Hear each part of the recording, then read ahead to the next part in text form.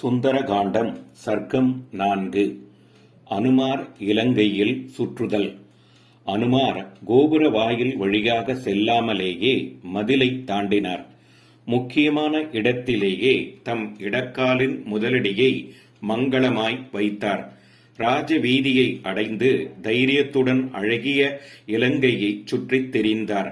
ஒரு மாளிகையில் இருந்து மற்றொரு மாளிகைக்கு தாவினார்.